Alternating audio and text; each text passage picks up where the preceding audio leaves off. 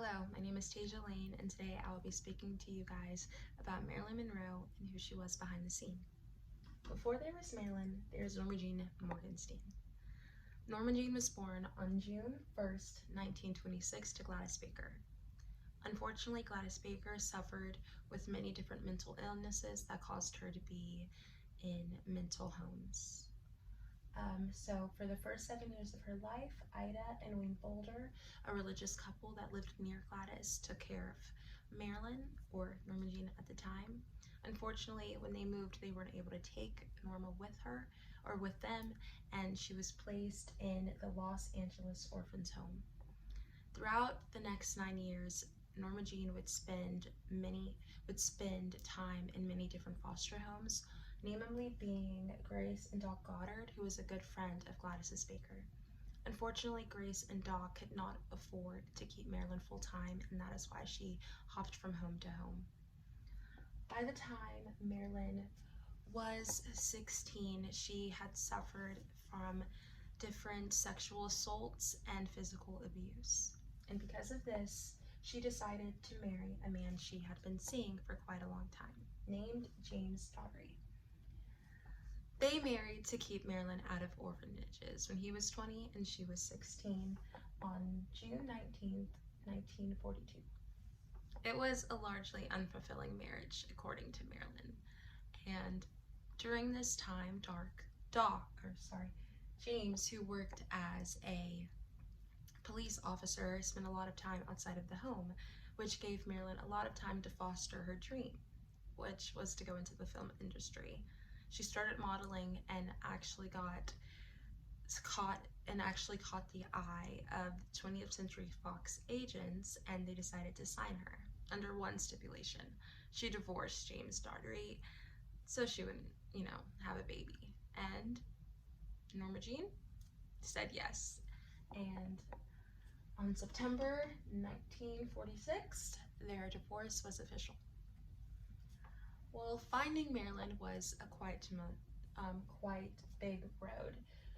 Marilyn started her career with 20th Century Fox and had smaller roles and extra work. She had an appearance in All About Eve in 1950 that began a contract with Fox, and she gained much recognition from it.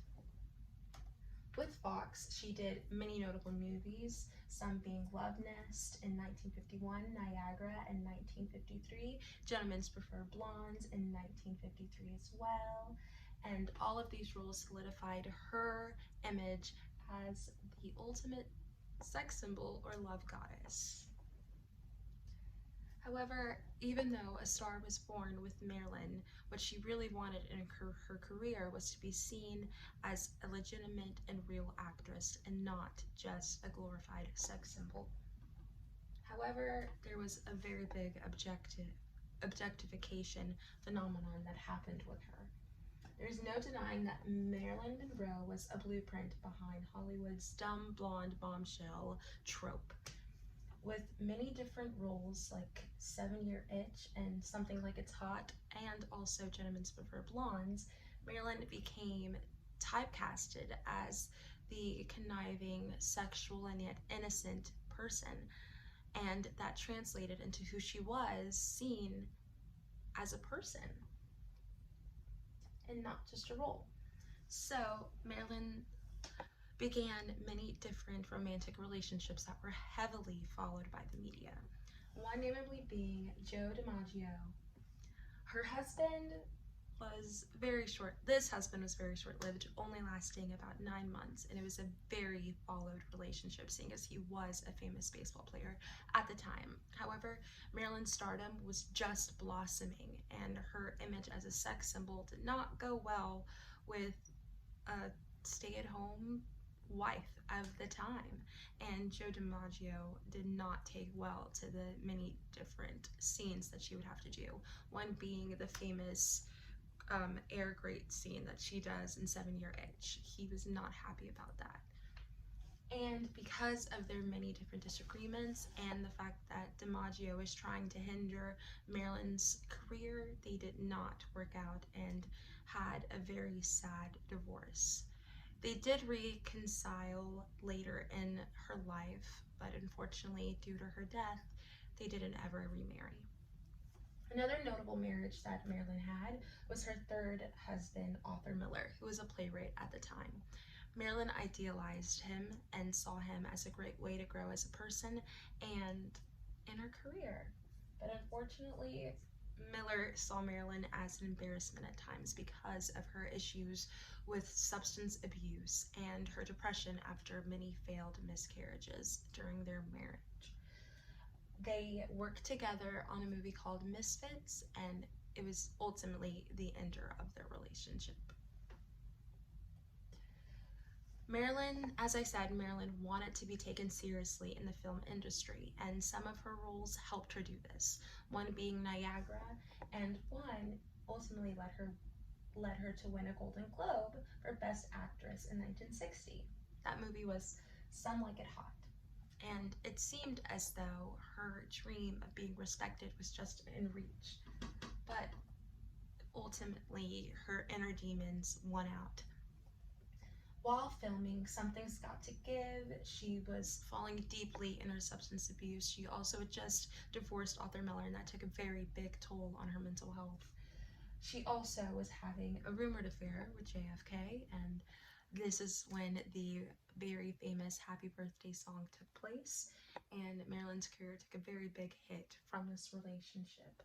DiMaggio actually blames Kennedy for Marilyn's ultimate death because of the reputation hit she had from their relationship together.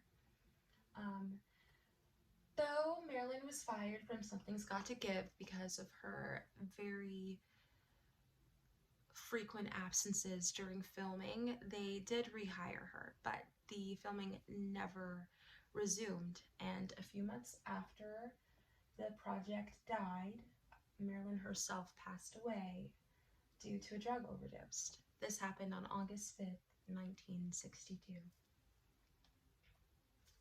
Remembering Norma Jean. Marilyn Monroe, of course, has been seen and notarized for her star power, her boundary breaking, beautiful image. She helped bring to life a different kind of woman in the media during her time and allowed women to be comfortable in their own skin. However, Marilyn was more than just a beautiful and notoriously sexy human being. She was a woman who had a very tragic life that was riddled in abuse and alienation and insecurity that ultimately led to her tragic death. Marilyn very famously said that she didn't want to make money, she just wanted to be wonderful. And I think Norma Jean would be very happy that she did succeed in that goal. And that is Marilyn Monroe, and I hope you enjoyed learning a little bit more about her. Thank you.